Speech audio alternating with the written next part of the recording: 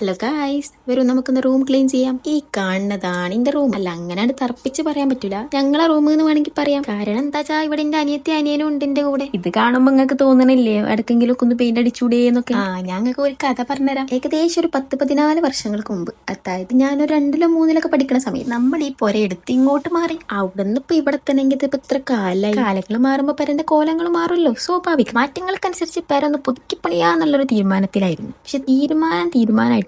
അതായത് ഇന്ന് തുടങ്ങാൻ നാളെ തുടങ്ങാന്ന് പറഞ്ഞു കഴിഞ്ഞാൽ ഇപ്പൊ എന്റെ കല്യാണം അടുപ്പിച്ച് തുടങ്ങാനുള്ള പരിപാടിയാണ്. അപ്പൊ ഞാൻ പറഞ്ഞു വന്നത് 10-14 വർഷങ്ങൾക്ക് മുമ്പ് ഉണ്ടാക്കിയ മോഡലിലാണ് ഇപ്പോൾ ഈ പെര കെട്ടണത്. അതുകൊണ്ടാണ് നിങ്ങൾ കണ്ട കർട്ടനൊക്കെ അങ്ങനെ. ഈ സിസ്റ്റുള്ള കർട്ടനൊക്കെ നിങ്ങൾ ആരുടെ പെരയിലുണ്ടോ എന്ന് എനിക്കറിയില്ല. ഉണ്ടെങ്കിൽ കമന്റ് ചെയ്തോ, എത്ര പേരെ വീട്ടിൽ ഇങ്ങനെ കണ്ടെന്ന് അറിയാലോ. ഇതൊക്കെ ഞാൻ പണ്ടെങ്ങനോ വരച്ച ആർട്ടുകളാണ്, അതായത് ഒരു +2-ലൊക്കെ പഠിക്കുന്ന സമയത്ത്. അതൊക്കെ ഒന്ന് പറിച്ചെടുത്ത് വേറെ നല്ലതൊക്കെ വരച്ചൊട്ടിക്കണം എന്നൊക്കെ ഉണ്ട്. പിന്നെ പെയിന്റ് അടിക്കാനൊക്കെ തുറക്കുമ്പോൾ നമ്മൾ കഷ്ടപ്പെട്ട് വരച്ചതൊക്കെ എടുത്ത് കളയണ്ടേന്ന് ആലോചിച്ചപ്പോൾ വേണ്ടെന്ന് വെച്ച്. മേശന്റെ ഒക്കെ ഒരു ഭംഗി ഉണ്ടില്ലേ, പഴയതിന്റെ ഒരു പുതുമയാണത്.